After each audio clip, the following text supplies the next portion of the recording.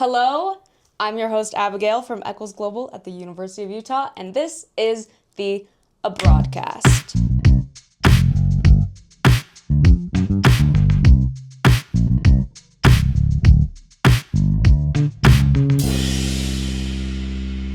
Today's guest is... I'm Professor Mark Crowley from the Department of Management here at the Business School. Welcome. We're Thank so you very happy to much. have you. Okay, so what specifically is your role here at the Business School? So I teach two classes. One is Management 1050, Foundations of Business Thought. That's a core class for all income and business students. So those classes are large, and I do teach quite a large quantity of those classes every academic year. And then I do teach an upper division class called Management 3900, Women and Capitalism in the 20th Century. And the purpose of the course is for us to see how women's experience in the workplace and in society changed over the 100-year period as a result of changes in laws and changes in generally the views of society and the way in which women's role in society are perceived by the wider social construct, really. Very cool. I should take it, really. How long have you been at the U? So I came here in 2019. Yes. July 2019 was when I actually started, and Right into COVID. yes, it was an interesting experience because when I came here, I moved from Boston because I'd had a one-year fellowship in Boston, and then I came here in 2019. It was all very new, it was all very different, and I felt like I was doing reasonably well. Mm-hmm. And then we got to Christmas and we heard that there were things happening. And then we started then in January of 2020, and then suddenly when COVID came here to Utah, the next thing we know, we then had to move our classes online in the March of 2020, being told, don't worry, it's only for the rest of the semester.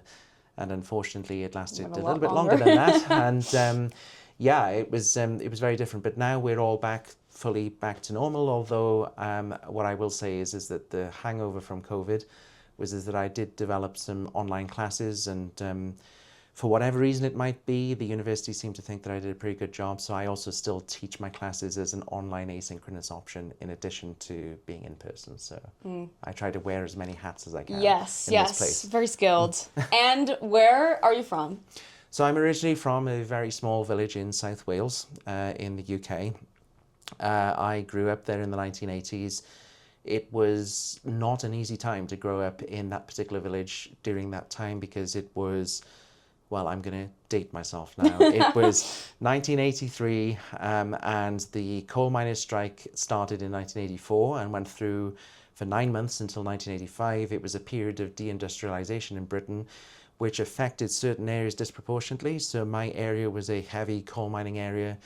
Like 80% of all the employment in that area came from the coal mines, and when the coal mines were eventually closed down, we had mass unemployment, we had mass poverty, and it was rough, let's just say. Britain has gone through several different industrial and economic cycles over its history. That was probably one of the most challenging, and I would argue one that we haven't completely recovered from in certain areas, which explains why when you go to Britain, you still see some areas that are more affluent than others. So it still hasn't fully bounced back. So I then went and did all of my education in Britain, and the little fun fact about me is that I actually went to a Welsh-speaking school, so I'm actually bilingual. Or technically, I suppose I can speak 4 languages, but not equally. Yeah. Let's just say I started learning Chinese when I was 27, and it's not an easy language to learn. Yeah. So I did all of my degrees in Britain, and then, I ended up in China on a gap year, which lasted a lot longer than I'd originally planned, but it was great for me personally because I met my wife and my daughter was born there, and now I'm here in the States. So I'm kind of like an international guy, I suppose. You're kind of all over the Yeah. place. I guess so. Moving to the U.S. after living in Britain your whole life, how was that for you? That transition? Well, number one, I'll preface everything by saying I love it here. Yeah. If I didn't love it here, I would move. Okay. True. Life is too short. Yeah. And I have the freedom to be able to move, so of course I would move. So number one, I do love it here. Number two, just random thing to mention, biggest adjustment for me was going to a restaurant and ordering food. And when you order a starter, when it comes out, you're like, you've got to be kidding me, because like it's so huge. It's like I can't like a whole eat. meal. Yeah. So that's big change number Very one. true. Big change number two, the size of the US is absolutely massive. It's massive. I have started to become like more ingrained in the American way of life now. So we as a family tend to do one road trip per year. Yeah. And I mean, I love it now. I find it quite therapeutic, actually. If you're on a long distance drive, it's really cool. But I didn't realize how significant it was until I go back home and speak to my friends and say, oh, I drove from Salt Lake City to Los Angeles via Las Vegas. And they say, how far is that one way? And I say 700 miles. And they're like, that is mental, right? Yeah. Because, you know, that is bigger than the entirety of the UK, right? So there were a lot of changes, particularly, you know, the size of the country. And there's also, you know, there's distances that are so vast I wouldn't drive. So like getting within the country, I fly. If for example, if I'm going to the northeast, I don't drive. It's too far. Yeah, that's way too far. Yeah, I fly. Whereas that's not something we do in Britain because you can drive or you can go on the train because it's just so small. Yeah. Right? But yeah, I love it here. And actually, like I said, I wouldn't be here if I didn't love it. And I'm hoping to basically spend To stay. for the foreseeable future. Yeah. Absolutely, yeah. What's your favorite road trip you've done with your family? Well, the favorite one so far is the one that I did to South Dakota because I went to see Mount Really? Rushmore. Yeah. And that was something I've always wanted to do. So the problem I've got is that I grew up in Britain and we used to see these documentaries, used to see Hollywood films.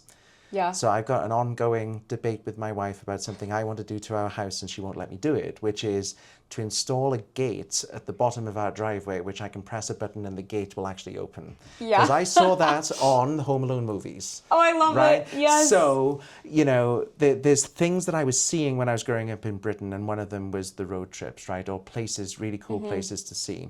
So I always wanted to see Mount Rushmore in South Dakota. I'm a historian, right? So I'm interested in, you know, the presidential history and, Right. you know, the history of the country. That was my favorite one to date because when I went to South Dakota, there was much more to see there than just Mount Rushmore. We did a lot of other stuff. There was like rodeos there. There was like Wild West towns where they would do reenactments, and that is like super cool. These are stuff that I would see on movies, right? Yes. However, I think there's going to be something that's going to top that, which is literally like in a couple of weeks.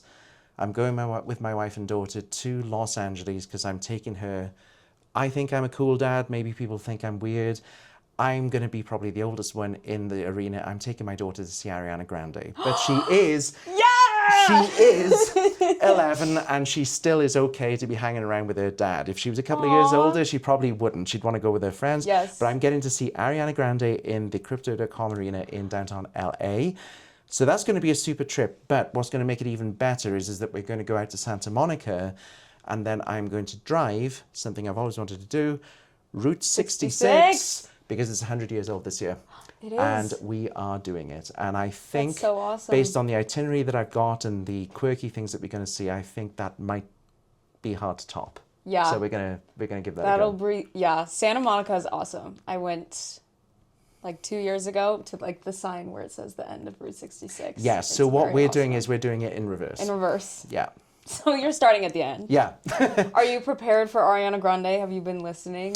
Oh yeah. to her music? It is like I bought my daughter a premium Spotify membership, and she's got the playlist in there, and it's like whenever we're in the car, it is locked into Just Ariana Ariana. Grande. I I'm kind love of learning it. the words, although the problem is sometimes I get the words wrong, and it's like kind of embarrassing. But I Hey, know the songs now. You're trying. and That's we're ready. pretty good. Yeah. Oh my gosh, I love it. Okay, first, or I guess not first, we've been talking for a little bit, but to get us into this, we're going to start with a rapid fire round. Okay. So, I'll try my best. Quick questions, but And I gotta it be doesn't have brief. to be one. No, you don't Okay. have to be brief. All right. It's very loose rapid fire, but just some Okay. more fun questions. Okay, what is your favorite movie? My favorite movie, and this is really also going to date me, and some of you might not even know this one, Uncle Buck. Uncle Buck. Have you not seen I that one? don't know that one. And I'm a pretty, like, I Okay. know a lot. So this is, wow. Okay, so I gotta look it up. So Uncle Buck is a movie that was made by John Hughes, who also made And Home it's Alone. John Hughes. Yes. Yeah. And Uncle Buck is played by John Candy, who is actually, by the way, my favorite actor of all time. Really? Died far too early. Canadian guy. I think he died literally. I mean, I'm 43. I think he died when he was 45, which is really makes you aware of your Scary. own mortality kind of thing. And he plays the part of a crazy bum uncle.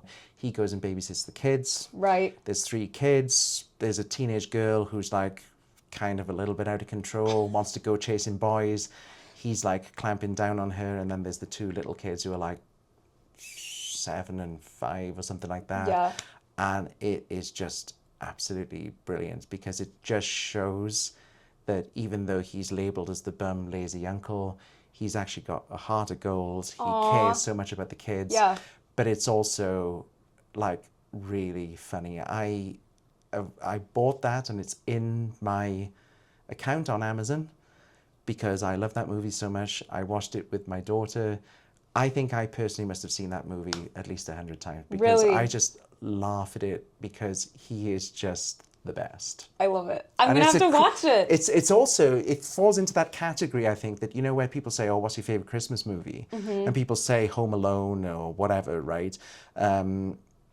Or the other one is Elf, isn't it? Right? Yeah. That can also fall into the category of Christmas movie, and I really like it. So Oh, okay. search it up because it is brilliant. I love it. Oh, I will. Yeah. I will be watching. Don't worry.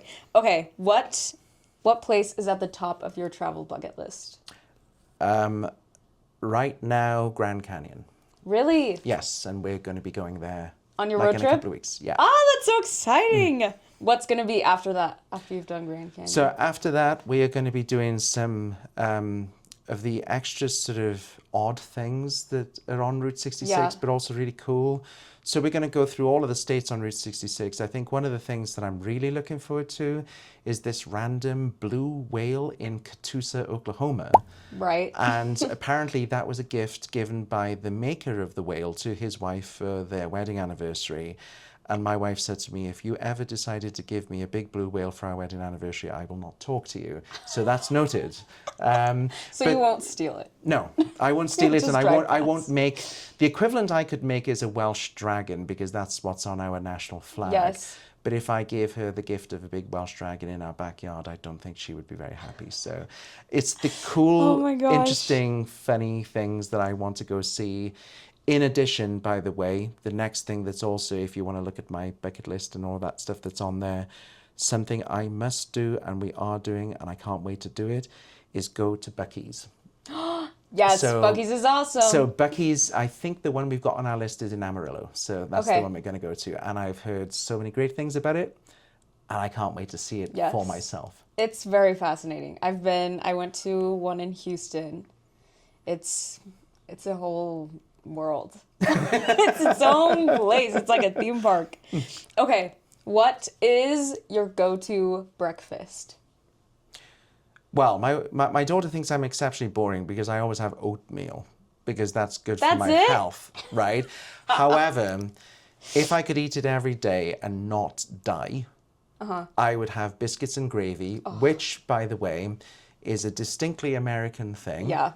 And the first time I ever had biscuits and gravy was when I was on a road trip actually to Vernal, Utah, where we went to Dinosaur National Monument. Yeah. And we stayed in this motel, and I said, I've heard about this, let me try it. So I tried motel biscuits and gravy when I went. And now, whenever I'm on a road trip, that is have to get always it. my breakfast in a diner. Biscuits and gravy. Wow. I love it. It's great. No, biscuits and gravy. Yeah, delicious.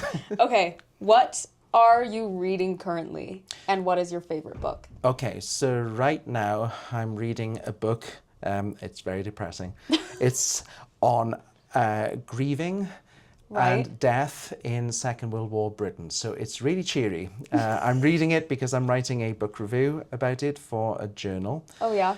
I mean, in terms of my favorite book, I mean, I would say in fiction, I grew up with Roald Dahl, right? So I have. love those. So I have the whole collection of Roald Dahl books that were bought for me in the 1990s when I was a kid going to elementary school, and I kept them. And what's significant about that is that they're not the first editions, but they're the pretty early editions. I brought them over for my daughter, so they're now in our house here in America. But I have to say, without a doubt, if you're going to ask me the best fiction book that I love has got to be Charlie and the Chocolate Factory. It's awesome. Yes. Absolutely brilliant. Oh, I love it. Yeah. I'm a Matilda girl myself. I think Matilda is my fave. Yeah. But that's up there too. I love. Okay. What is your favorite museum you've ever visited? Oh, wow. Okay. I remember the Anne Frank house in Amsterdam, which, by the way, I ended up going to see on a weekend when I was teaching for Eccles Global a couple of years ago. I was teaching in Florence, and then I decided to take a weekend to Amsterdam, and I went there, and it was very, very powerful. Yeah. It was very well set out, but also the fact that when you go in there, it is the original of what was there. It is the actual house. I mean, it was... I think I was in there with my wife and daughter for about 90 minutes, but it was so... You learned so much. Yeah. And you felt so much when you were in there too. Oh, I would love to go. Someday. Okay. Do you have any rules for yourself when you travel, or any like rituals? Like, is there anything that you always have to take with you or do right before? Okay. Well, number one, my rule for travel, if I'm actually going anywhere, is to not really focus on the pennies and the money, because at the end of the day, I've worked so hard throughout the year. I'm not going to travel, from the United States to Europe, which is like a 10 or 11-hour flight, and then skimp out on paying $30 to go to a museum. Yeah. Which seems silly when you've traveled all that way. So I'm all about be in the moments, do the things that you should do, and embrace every single opportunity. For me, in terms of the things I need to do before I go away, I have to check so many times that I have the actual documentation that I need. I do this. But then the problem I have is that I still can't convince myself that I've done it. So then I do this really weird thing that my wife thinks I'm just really odd, but I do it because it keeps me at peace, is that I actually write down on a piece of paper, passport, check, green card, check, all travel, all like, excursion itineraries, check. And I put that on top of the file. Yeah. So that then if it's in there. And then when I'm like halfway across the Atlantic and I'm like, oh, did I have this? I open the file and it's there. And I'm like, okay. I can breathe. Yeah. I love it. Okay. So you teach the same courses. I guess you just teach one course abroad. Yes, typically I think the way it works with Eccles Global is that we as instructors, we only teach one, they give us one specific class to teach, and it's at the discretion of the leadership, so. Okay, so which Eccles Global trips have you been a part of? How many have you done? Okay, so I started in 2023. So in 2023, I taught Management 1050 in Florence, and then in 2024, there was a lot of demand for Management 1050, so I taught one class in London and one class in Florence. 2025, which was last year, I taught that in Florence, 1050. And then this year now I'm teaching Management 3900 in University College Dublin. Yes. So, yes. So this is your first program in Dublin? Yes, it's the first time in Dublin, and it's the first time for me to be teaching my upper division class as a study abroad. I've been teaching my upper division class here on campus since 2023 as a full semester class, but this is the first time I've been teaching it as a study abroad and also, in Dublin too. That's so exciting. So who chooses Dublin? Was that you or was that Eccles Global? It's Eccles Global, and I think what happens is they they do a survey of interesting places that would be, cool for students to study at, to kind of see the mood. Cost is also a factor as well. And this year, my class in Dublin is going to be unique in many respects, because this is going to be the first time that I'm actually going to be teaching at a university campus. So in the past, when I've been teaching both in London and in Florence, those classes have been in like private educational institutions, like classrooms within the city centre. The students this time are going to be living inside University College Dublin, which, by the way, is a beautiful campus and is so historic. It's wonderful. Exciting. The classrooms are going to be inside University College Dublin.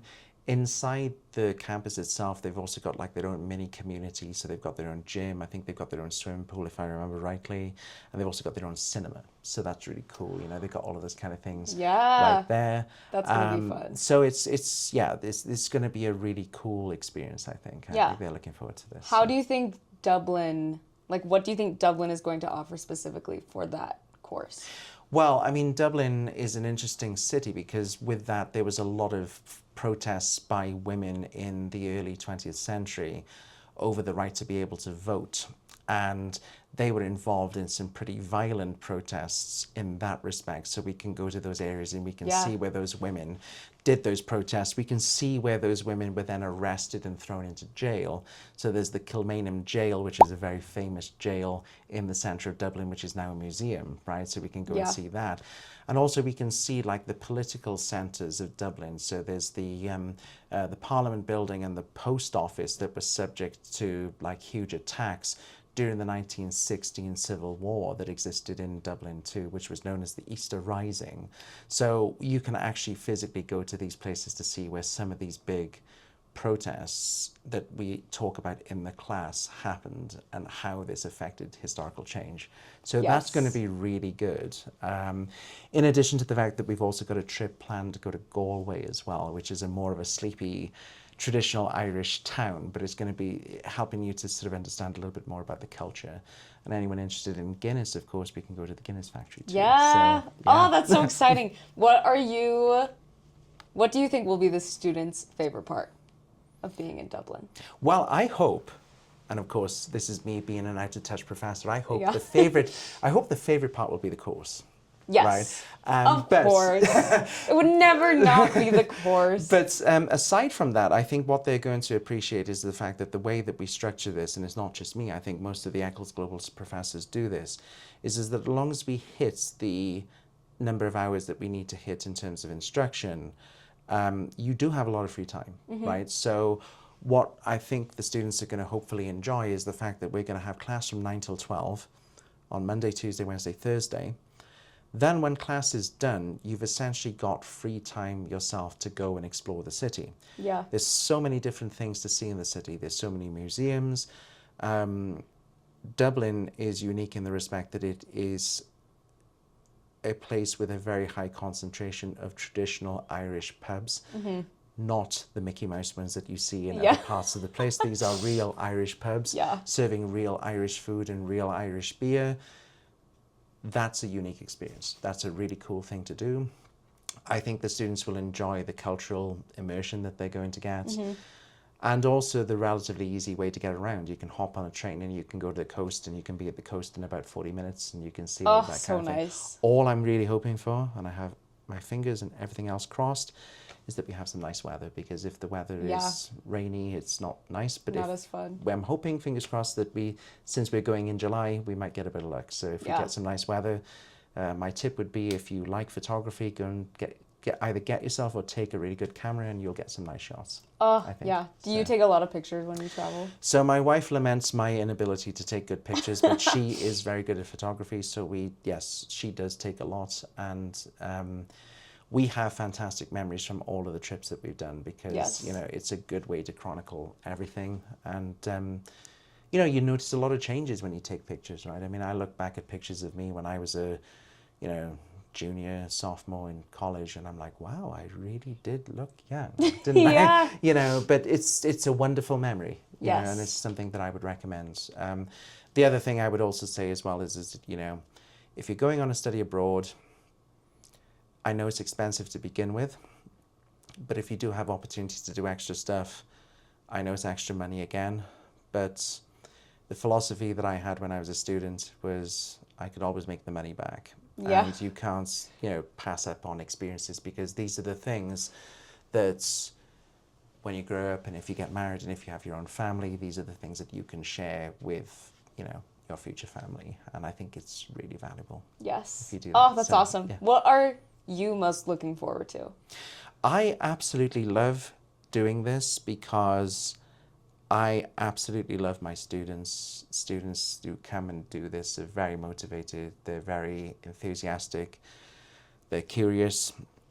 and they're motivated to learn. And what I enjoy and what gives me a lot of pleasure is spending time with students who want to learn, seeing those students learn things over that 4-year period, and then finish that class, pass that class, and knowing that I've played, albeit an exceptionally small, but hopefully significant part in their journey towards obtaining their degree here at the University of Utah.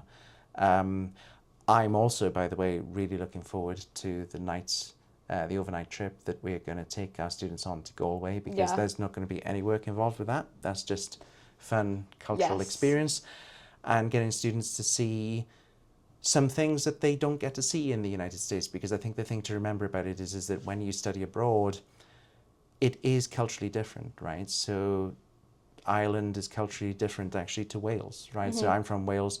It's different in Ireland than it is in Wales. It's different in Ireland than it is in England, right?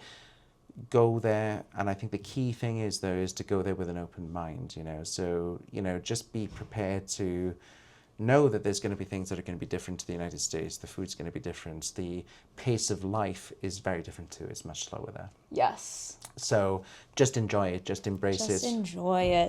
And I always say this to my students, and I know it's not necessarily something that I can change or whether it's entirely relevant, but what I always say is this. In 2001, when I was a college student as a freshman, this thing in Britain that you have here in the United States with study abroad, especially 4 weeks to get, a 3,000 level class done, these things did not exist. This, I think, in my opinion, whilst I know it's expensive, I just think it's such a wonderful opportunity if you can do it. Literally, just if ever you've ever watched that movie, Yes Day. I don't know if you've seen it. I've heard of it, yeah. Yeah, where, the parents have to say yes all the time. I always say, just treat it as a yes day, but a yes month. Just say yes to everything and try everything. Oh, I love that. Yeah. No, I feel the same way about traveling, for sure. What is a moment of, transformation that you've recognized in your students when they study abroad? So this is something that will stay with me forever. I think it was the second study abroad that I did, and that was in Florence, and it was 2024. And before I left Utah, we had a meet the professor thing, right? Yeah. And there was this girl, she came up to me, and she said to me, I have a list of questions for you from my mother. I was like, okay. No problem. The backstory to it was, she was from California. She had never left California until she'd been to Utah. To go on the Eccles Global study abroad, she had to apply for a passport because she didn't have a passport. And she was kind of totally freaked out about it. She's like, she was asking me things like, will I have electrical plugs in my room? I'm like, yes, it's Italy, you'll be fine, right? But it was so wonderful. And I just went through all of this. And I was concerned about her because I'm like, you've only been in California and then you've moved to Utah. You've never been outside of the US. How are you going to manage? And she came up to me at the end of the class after the 4 weeks we had in Italy. And she said, Professor, this is the beginning for me. I'm going to do much more of this because now I've realized that there's a big world out there. Yeah. There's a lot of stuff to see. It looks scary on the surface of it, but the best thing you've got to do is just say, right, I'm just going to do everything, try everything, see everything, and just go where, the mood takes me kind of thing. Yeah. And since then, I think she's done either more study abroads with Eccles Global, or she's gone and traveled independently. And I'm so proud of her because that is, I understand it, right? If I'm from a tiny village. I didn't travel much until I was in my teens and I went with my parents, but I always had my parents with me, right? I mean, if you're doing it on your own, it's different. It's doubly scary, right? Yeah. And she did so brilliantly. And just to see, I've seen so many of my students who, when they start this, they're a little bit underconfident, they're a little bit scared, a little bit apprehensive, and then when they finish, it's almost like as if they've had this massive injection of confidence because they realize what they are capable of. Yeah. But they also realize how much, the world is, and unfortunately we get a lot of negativity right now, but I want to say the world is a beautiful, big, great place. Go Yeah. see it. That's For what I sure. feel, you know. And I feel like once you start traveling, you just want to get more and more and more and more under your belt. Yeah, it almost, for me, it's almost like, you know, when I look at traveling from my own personal perspective, right, it's almost become like a little bit of a competition. So what we do is, like, Yes. in our house, we have a map of the world, right? So And you on want it one, to be so we've filled. got two, right? We've got a map of the world on one side, and then we've got a map of the United States on another. And we've got these pins, right? And whenever we go somewhere, we put the pins in there. And then there's different pins, like there's some for me, there's some for my wife, there's some for my daughter. Now, my daughter is 11 and she's been to 15 countries already, which is Really? pretty, you know, That is very it's a pretty impressive. good record for her, right? And then for me, when you look at the map of the United States, I think I've been to 42 out of the 50 states. I'm only missing like some places like Delaware and North Dakota and Alaska and places like that. Alaska's cool, actually. But, you know, it's one of those things that, you know, I'm saying, well, these are the places that are next, right? Let's Yeah. plan after we've done this. And I'll be knocking, you know, so I've done 42 so far. By the time I do Route 66, I'll be knocking a few more off that because Yeah. I've never been to It's Oklahoma. impressive. Yeah, you've got you know? more done than me. That's crazy. So, you know, it's one of those things that, you know, the more you do, the more you feel like you want to see, right? Yeah. There's different places to go. And, but it's taking that first step. And for some students who do Eccles Global as a study abroad, this may be the first step, but what a cool first step this is. Yeah. Because you're not alone. You're going to be traveling. So in my case, I'm teaching 16 students this year in Dublin. You're going to be with everyone who's in exactly the same boat as you, right? So what a cool way to make that Yes. first step if you have to make a first step of traveling out of the country. Yes. So That's so awesome. Is there anywhere you're like itching to go back to? in the US or generally? Generally.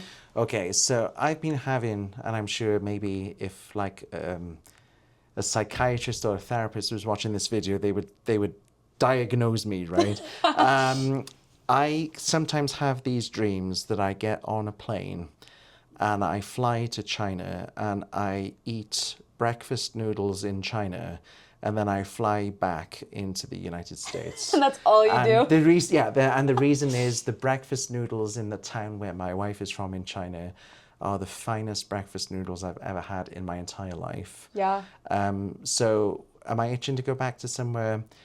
Yes. We try to go back to China at least once every 2 years to see my wife's family, because it's far, right? I mean, my family are far also in Britain as well, mainly because, you know, it's a place that means a lot to us. I spent 8 years of my life there. Yeah. So I always love going back to China.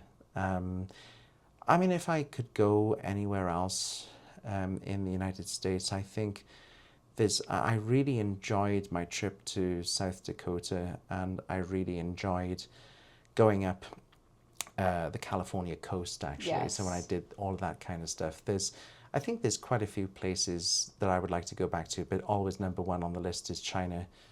A lot of it's to do with food. Yes. So there's got to be that some. sounds delicious. There's got to be some message in that. Why am I having that dream that I'm literally just flying back These for the noodles that are just haunting you. I love it. Floating around you. Yes. Okay, now it's time for baggage claim. Where I give you the space to claim your travel baggage. Okay. I need All right. your most embarrassing travel story. Oh gosh, there's a lot. Okay, I went to beginner Chinese classes and I learned conversational Chinese, and I believed that I could pick up languages relatively quickly because I could already speak 3 languages by the time I could go to the Chinese class. I'm like, Yes. okay, I can do this. I learned it. And there was this one time when I actually went traveling in China before I fully got my job there, and I didn't pay enough attention to the tone, because Chinese is a it's tonal by ear. language. The tones that I was using and the words that I was using, and I was in a restaurant and I asked the waitress, who was a college student, and I wasn't that old at the time. I was probably about 26 because I'd just come out of grad school. And what I wanted to say to her was, hello, please give me the menu, right? But because I'd used the wrong tone for the word please, please became kiss. So essentially I said, kiss me and give me the menu. And then when it was explained to me, I got incredibly embarrassed because that was definitely not my intention. And it was extremely awkward, but thankfully she thought it was hilarious. That's I didn't. It kind of damaged me significantly. Yeah. But yes, maybe I was overconfident and should have just pointed. I guess I just thought, oh, well, I'll give it a go and I'll be, respected for giving it a go.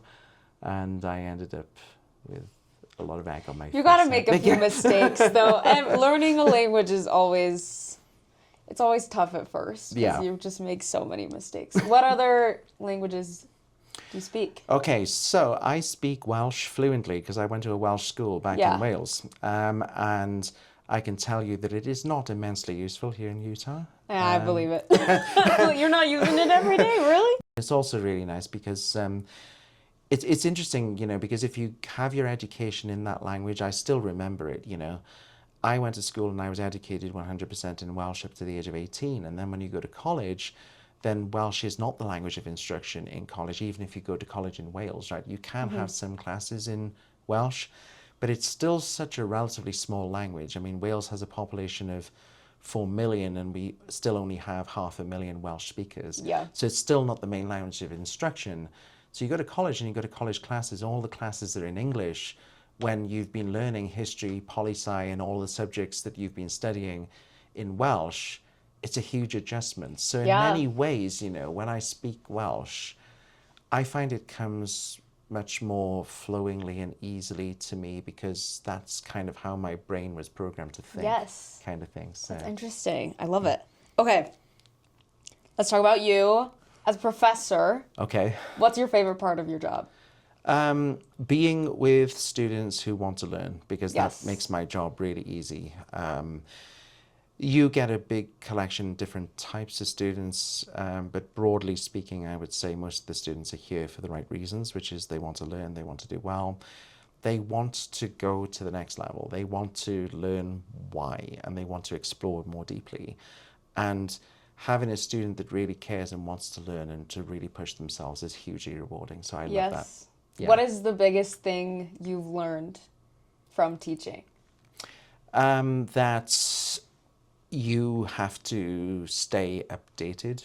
You have to not be stagnant. Gone are the days where you write lecture notes and you say, I'm good for 30 years and I'll just repeat the same thing for 30 years. It's not there anymore. Yes. So you feel like your classes evolve each semester? They do, in a way. I mean, the things, especially for my upper division class, literature comes out all the time. So before you teach a class at the beginning of the semester, what's your main goal for yourself to have achieved by the end? I want to walk away from both the classes that I teach, which is my 1050 and my 3900, feeling that I have done the very best that I can to get students to think. And I know that sounds a little bit vague, but what I mean by that is this. I tell students not to just accept everything at face value. I want students to ask the why question. Right? When you see something, why is this the way that it is? And what I want the students to do is to have enough curiosity to have the skills to go away and find it out. Why? Right? Because if you know how to do the why, that will help you in so many different things in your life, right? That you can go and you have the skills and the ability to dig deeper, right? Because things are not always what they seem. Yes. And I think that's what's really important. Very, very true. What do you love most about teaching at the U? I teach many students from many different states and also many different countries, right? And what I like about this place is, and this is the feeling I get anyways, is that everyone is accepted here. Everyone feels that they're part of a community. And I mean, I came here from Britain. So yes, I'm a white guy, but I'm actually not American, right? So I came here from a very different culture, and I never felt like an outsider. I felt that everyone accepted me, embraced me, and I just like, there's a collegial atmosphere in the classroom. Yeah. And I like that. I think it's great. I love it. Go Utes. Love it. Okay, what are your favorite things to do outside of work? So I like to go swimming. Yeah? That's been a huge stress relief for me. Yeah. The great thing for me about swimming is that when I go and do it, I have to leave my phone in my locker. Yeah. Which means that for that 1 hour and 30 minutes where I'm totally focused on getting the amount of lengths that I want to get done, actually done, people can email me, but I don't see it until I come out, and I can just be totally away from it. I was never really an outdoorsy person. I just always used to be like the one that rugby was a big thing when I was back in Wales, to go and watch. But since we moved here to Utah, there's so many outstanding areas of natural beauty here within a very close distance. Now the weather's getting nice. We like to go on hikes on the weekend. That's really, really nice. And also a lot of my time is spent as dad's taxi, actually taking my daughter to many different places. She has a very active role, but I've just become interested in a lot of things. So like I take her to her tennis classes. So I play tennis with her occasionally, and she roundly beats me in a very spectacular way. And I think one of the things I'm trying to do, and I found difficulty with it in the beginning because this is a very busy job. I teach a lot of classes. I'm trying to get that separation between work and home. And I think the thing that I find very fulfilling is just spending time with my family, because I only have my wife and daughter, and just, spending weekends and evenings with them. Oh, it's so wholesome. I love it. Okay. Out of everything you've done in your whole career. Oh, wow. 20 years. All right. What are you proudest of? That's a tough one. Or maybe you just know. Okay. I would say publishing my first book. Yeah. That was a pretty big deal. That is a pretty big deal. Getting tenure in my former institution, that was a pretty big deal. But I think it's a strange thing, but like for me as a professor, I feel immensely proud when I go to graduation ceremonies and I see those students walk up. The reality of it is they've done 2 courses out of a bajillion, right, with me, but I have played a very small part in setting them on the right path. What is your personal achievement, but also what have you contributed? And I feel like, once I'm finally finished and retired in this career, I can look back and say, well, I feel like I hopefully have made a difference to the lives of quite a few people and helped them. That sounds very airy-fairy, very idealistic, but I'm an idealistic person, right? I like to think that because, there's other jobs that I could do where I'm not really helping anybody else or materially improving anybody else. But, I think university professors have their own distinct role, and I'm hoping that I'm playing a part in that. That's my... I love it. That's a good perspective to have as a teacher, I think. Okay. Do you have a favorite memory from an Eccles Global trip? There's a lot, actually, but there's one, and I won't name him, but if he's watching this video, he will know who he is. Okay? There was somebody who was on my Eccles Global class in Florence last year, 2025, and he was just excited about everything. Yeah. He wanted to try everything. And my memory that will stick with me forever is that we were in Florence, and this is a very European thing. It's something that you don't necessarily have in the US. I just said to the students, okay, well, there's lots of good lunch places. So I took them to like a sandwich shop, and that was really nice. There's a good sandwich shop there. And I said, okay, I'm going to do something really like European today that might be random, that you've never heard of. We're going to go to the post office for lunch. And they were like, what? I said, yes. we'll go to the post office, because what we'll do is when we go to the post office, we'll go upstairs and there's a canteen, and that canteen serves all the posties.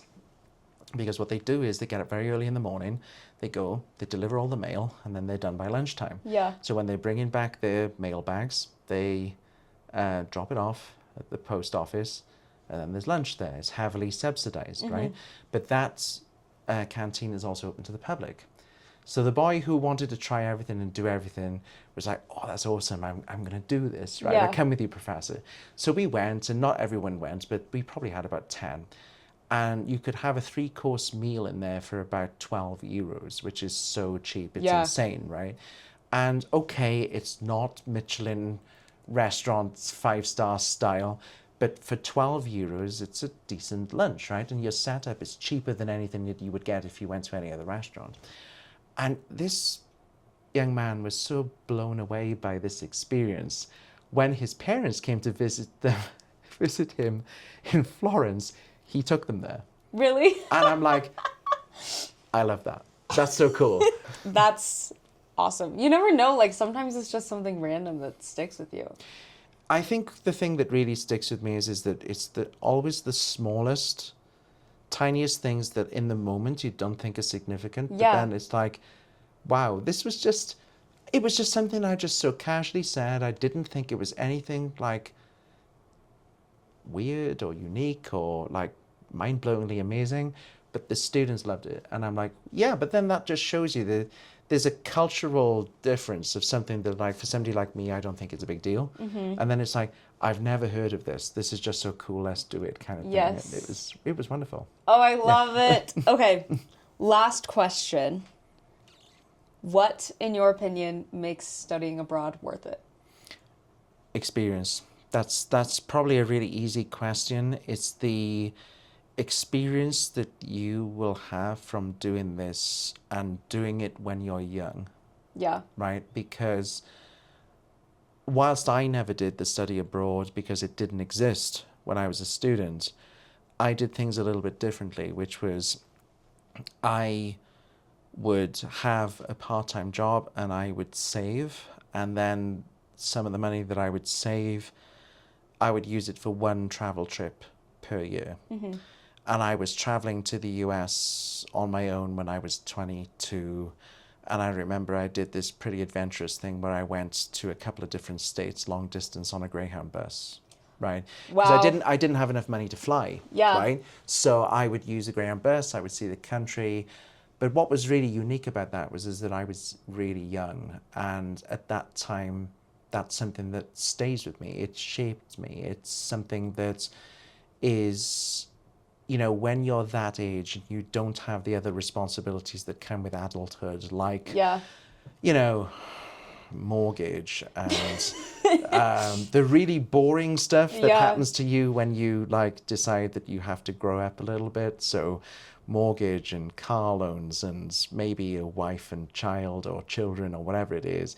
The ability to be able to do this when you're relatively uninhibited and you're young. Yes. And also, by the way, get your college credit while you're away. So that's really cool. Love it. Yeah. That's awesome.